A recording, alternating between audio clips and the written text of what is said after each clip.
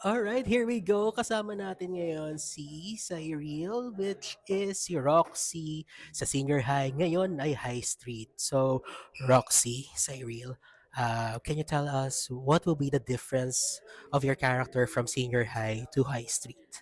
For me, Roxy will be one of the most changed Ano ginagawa mo dito? Akala ko ba ayos ka na? character dito sa High Street. Kasi from being, napanood na siya as a student, which is a senior high student. So dito, as a mom na siya. Okay naman.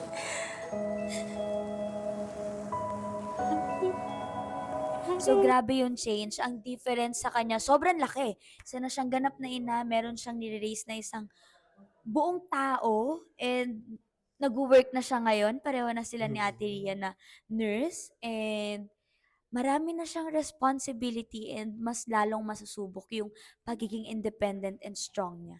Ano yung difference ng role mo here sa from senior high to high High to street? high street. Ah, siguro mas malaking difference po, kasi nung, senior high, parang hindi pa nadi-discover ni Tim kung ano talaga siya, kung ano yung identity niya. I'm so proud of you. Thank you, boo. Thank you. And takot na takot pa siyang malaman ng ibang tao. Parang, hindi pa siya gano'n ka-confident. Pero dito sa high street, sobrang laki ng improvement kasi, um, napaglaban niya kung sino talaga yung mahal niya, tapos napaglaban niya kung ano talaga siya, napatunayan niya. And siguro dito si Tim sa high street, hindi na siya takot magsalita kung ano yung mga gusto niyang sabihin. And, um, siguro yung relationship niya with Poch, um, paano ko ba mas kumbaga mas intimate ba, parang gano'n po. Akala ko ba kakain tayo sa labas? Surprise! Ano ba? Siyempre pinagandaan ko yung magna cum laude ko. Masaabangan ng mga Ayun, tao. masaabangan ng mga tao kung Yun. ano nang nangyari sa Tim Poch after 5-year jump Mm, din. Marami nga nagtatanong tungkol sa Team Poch ngayon. So, Mhm. ayun.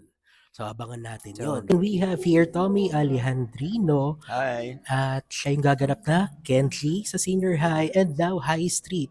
So, Kenji, Yes. so dapat no, naka-in character. So, ano yung difference between your character sa senior high and to high street? Sino si Kenji ngayon sa high street? Sino nga ba siya? Siguro ang laki din kasi ng tinalon nung, kuwento namin. Ang dami rin puwedeng magbago sa isang tao sa loob ng isang taon nga lang at ilang taon 'tong time jump. So, he's definitely changed. I guess siguro base din sa webisode at sa trailer makikita natin na in some way nag-mature siya and he grew out of his, high school persona, yung pagiging nerd, I guess, and pagiging marites na mami-miss ko yung pagiging tsismoso niya. Pero siguro siyempre meron pa rin gano'ng streak sa personality niya, although this season he's definitely, you'll really see a different side to him, a very, very different side to him kasi sobrang drastic din nung changes sa character niya at sa kwento niya. Siyempre 'pag may gano'n nangyari sa isang tao, malaki din talaga yung magiging, um, change sa kanila. I guess yun, nakakaloka lang din talaga. Abangan niyo na lang. Let's go. So we have here JK, also known as Gino sa senior high and now high street. Yes. So JK, ano yung difference ng character mo from senior high to high street? Well, first of all, hello everybody. And to your question, yes, the difference mainly would be with Gino. He's now more, he's now more action based rather than the words based of a senior high ng a Gino ng senior high. And I feel like it's not just the character in and of itself, but the show overall. Marami nang pinagbago, marami mga twists and turns and plot twists that I actually can't share yet kasi baka ma-spoil kayo. But yeah, marami kailangan abangan doon. And honestly, I'm really excited because Gino has some really great character development thing going on. So that's something to look forward to. So yun, we have here Harvey. So bagong-bago yung character niya ngayon sa High Street. So ano yung pangalan ng character mo sa High Street? Yung pangalan ng character ko sa High Street is Wesley Mata. Si Wesley. So Wesley, can you tell us about your character sa High Street? My character is co-worker ni Sky sa OnQ. We are reporters for OnQ, which is parang this Rappler organization. And yeah, we're co-workers. Ako yung cameraman niya. Tingnan na lang natin kung ano yung mga ganap ni Wesley sa show. So yun, we have here Andrea Brillantes, also known as Sky sa Senior High, now High Street. Happy din ako to see a good friend.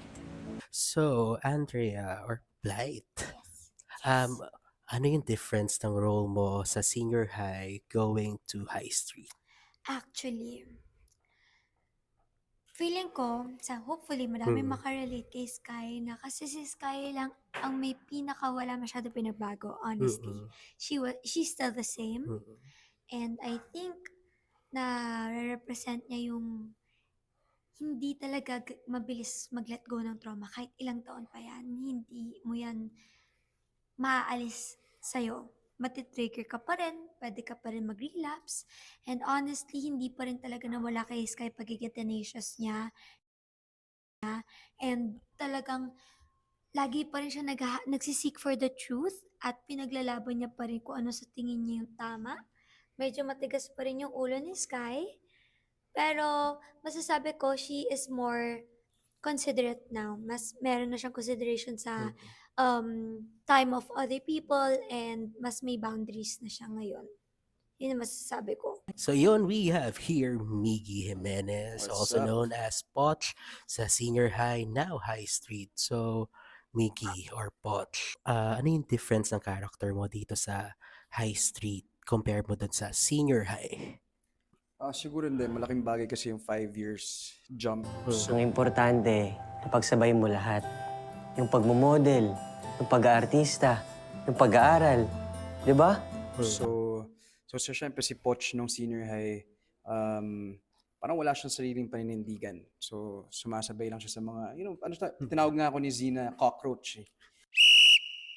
So alam mo yun, so parang nakikisama lang ako. Kasi nga since I don't have my mom, my dad beside me, so basically I'm alone. So ngayon si Poch, masasabi ko siguro na meron na siyang paninindigan, meron na siyang sariling direksyon. And alam niya na kung ano yung mga wants and needs niya sa buhay.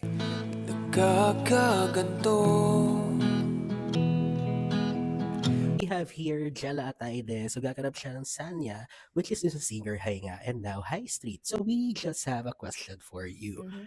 What will be the difference between your characters sa Senior High going to High Street? So, ano yung aabangan ng mga tao sa'yo dito? I would say that Sonia actually has a really big shift in character this season. Mas maraming mangyayari kay Sonia, and I can't reveal much, pero kita naman sa webisode how different her life has come. Buhay. Naanak kong buhay. So yeah, she's gonna be different, a lot different. And I hope that, again, the people understand why she is the way she is. And yun, grabe, dalang-dala ako doon sa webisode yung dalawa ni Kenji. So parang, yung from the, yung masayahin na encourager na Sanya, biglang, what happened kay Sanya? And yun, it's really, kaabang-abang. Pati po ako naawa sa kanya. Minsan, mas parang, of course, when we portray these roles, we make them people. And I think for me, I got moved because these stories are real and marami talaga nangyayari na ganun. So, yeah, I can't wait to tell the story and I can't wait to see who can relate and how people can relate to it. So, pero ito, may tanong talaga ako, at tanong din ng taong bayan. Nakapagbayad ka ba ng taxi doon sa panganganak scene mo doon sa Yun nga webisode? eh.